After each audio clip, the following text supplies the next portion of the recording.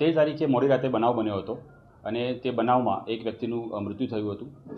તમામ પરિસ્થિતિને જોતા જે ગુનો દાખલ કરવામાં આવ્યો છે તે ગુનાના આરોપીને મોડી રાત્રે local police station, crime branch, DCB crime બ્રાન્ચના માણસોએ ગણતરીના કલાકોમાં આરોપી પકડી પાડ્યા હતા અને ફરિયાદીની ફરિયાદને ધ્યાને રાખીને એક ફરિયાદ દાખલ કરવામાં આવી, જેમાં મર્ડરનો ગુનો દાખલ કરવામાં આવ્યો છે.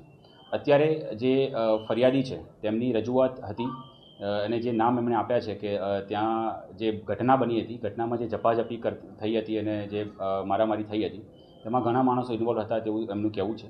તો તેમની રજૂઆતને આપણે ધ્યાને રાખી છે અને એમના કહેવા મુજબ જે એમણે નામ આપ્યા છે તેમના વિરુદ્ધ પણ યોગ્ય તપાસ કરવામાં આવશે.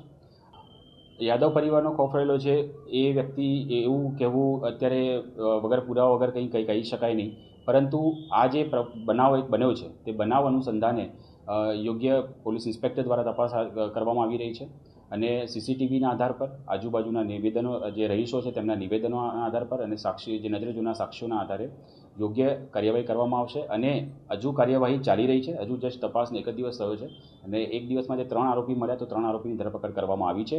હજુ પણ આગળ તપાસમાં જે નામ ખુલતા જશે તે પ્રમાણે યોગ્ય કાર્યવાહી જરૂરથી હાથ ધરવામાં આવશે.